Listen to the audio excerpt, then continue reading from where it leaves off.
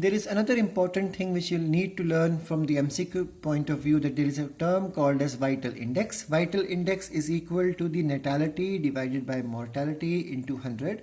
So this sometime comes in the MCQ exam. So just be clear with the formula that vital index of an organism or the population of an organism or species in an area is equal to the birth rate divided by the death rate into 100. Now the next thing to understand, that we can see from the above equation that the population density will increase if the number of birth and the number of immigration, that means coming into the area, that means birth plus immigration B plus I, is more than the number of death plus the number of immigration moving out, that means D plus E.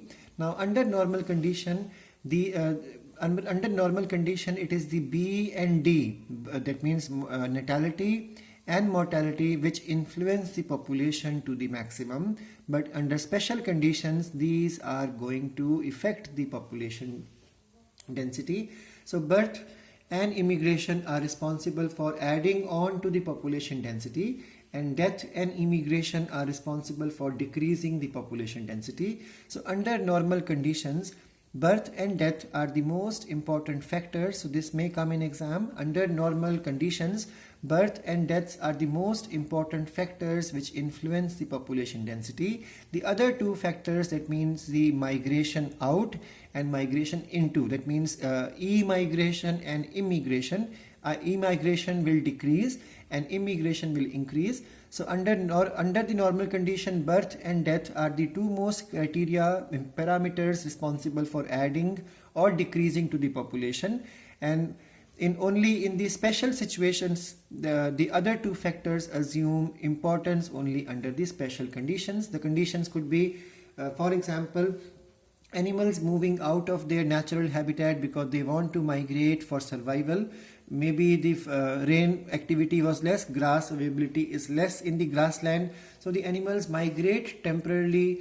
It could be temporary movement or permanent movement to a new area. So when they move out of their natural habitat into some other place, they are causing the decrease in the population density in their natural place, the original habitat, and the new place where they go, they cause an addition to it. So moving out is called as immigration, and moving into the new area where their chances of survival are better is called as immigration. In the same manner, we all know that even human migrate, like for example, when there is a job, better salary, people try to move out of one country into the next country. So this is again the concept of migration. The country we leave is called as the process of immigration, and when we move into the new country, we are causing immigration into the new country, adding to the population of the new country and decreasing the population of the original country.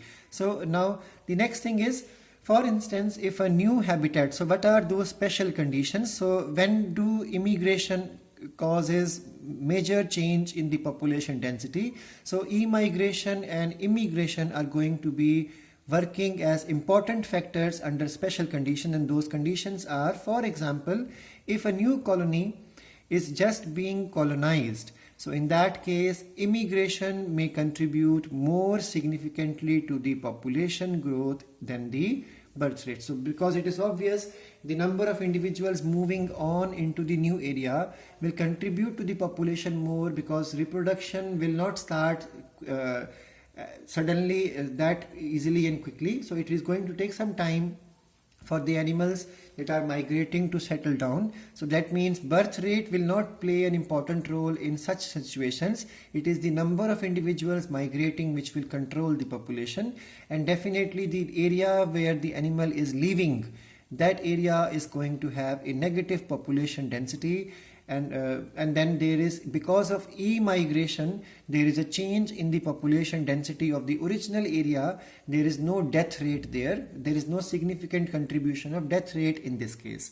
Now similar thing can be learned even from the notes also. So what we have learned so far is the factors which affect the population densities are 4 in number. The first one is the natality. Natality is called as the birth rate, and it is written as capital B. and mortality, which is called also as the death rate, which is written as capital D. Now these are the two usual factors controlling population. So natality adds to the population and mortality decreases the population. But in special cases like the one we read from the NCERT, it is the immigration and e-migration.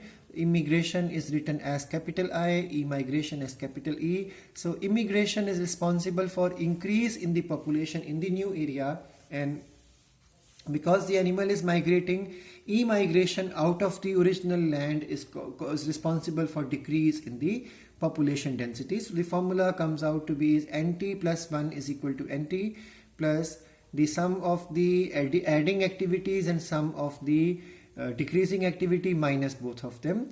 Now we have already learned vital index is equal to the natality divided by mortality into 100. So this is important for your MCQ point of view, and fecundity is the number of individuals born, or the number of the reproductive output of an individual is called as fecundity. It can also be called as number of offsprings produced by the individual, and it is also called as the capacity of reproduction of an individual.